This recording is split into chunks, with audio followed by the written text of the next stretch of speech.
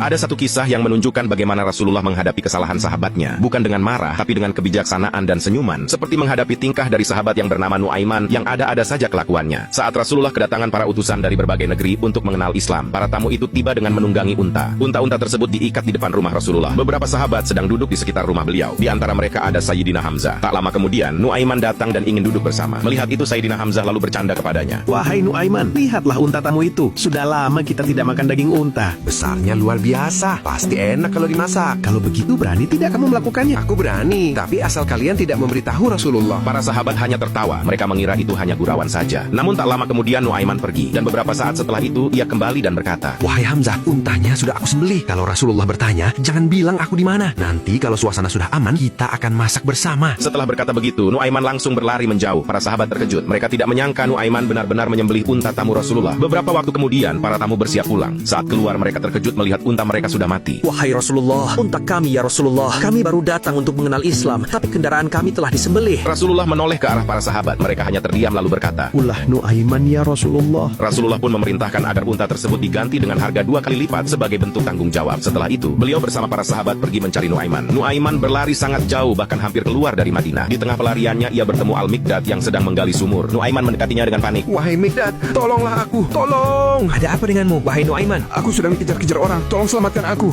Izinkan aku bersembunyi di dalam sumur ini. Tentu saja boleh, wahai Nuaiman. Setelah masuk ke dalam sumur, Nuaiman kembali berkata, Wahai Mikdad, siapapun yang bertanya tentang aku, jangan kau beritahu aku di mana. Baiklah Nuaiman. Walaupun Rasulullah yang bertanya. Al-Mikdad berpikir sejenak. Ia berpikir bahwa Rasulullah tidak mungkin datang sejauh ini. Maka Al-Mikdad kemudian menjawab, Aku tidak akan mengatakan apapun, bahkan jika beliau bertanya. dan tanpa disangka Rasulullah datang bersama beberapa sahabat. Melihat itu Al-Mikdad terkejut dan bertanya, Ada apa wahai Rasulullah? Aku sedang mencari Nuaiman. Apakah kamu tahu di mana dia? Allahu Akbar. Al-Mikdad berada dalam dilema besar. Ia ingin menepati janji, namun ia tahu tidak mungkin berdusta kepada Rasulullah, dan akhirnya ia berkata, Wahai Rasulullah, aku tidak melihat Nuaiman berada di hadapanku saat ini. Namun pada saat yang sama, tangan Al-Mikdad menunjuk ke arah sumur. Sumur itu pun dibuka, dan terlihatlah Nuaiman di dalamnya. Rasulullah menyuruh Nuaiman keluar dan berkata, Wahai Nuaiman, mengapa engkau melakukan hal yang membuat keadaan menjadi seperti ini? Mengapa kamu menyembelih unta tamu itu? Aku tidak bertindak sendiri ya Rasulullah. Mereka yang ikut mencariku juga terlibat dan aku hanya menuruti permintaan mereka. Rasulullah kemudian menoleh ke arah para sahabat, dan tanpa disangka saat itu juga Nuaiman kembali melarikan diri. Rasulullah dan para sahabat hanya tersenyum menyaksikan kelakuan Nuaiman. Dan dikatakan, setiap kali Rasulullah mengingat kelakuan Nuaiman, Rasulullah tertawa sampai-sampai gigi geraham beliau kelihatan.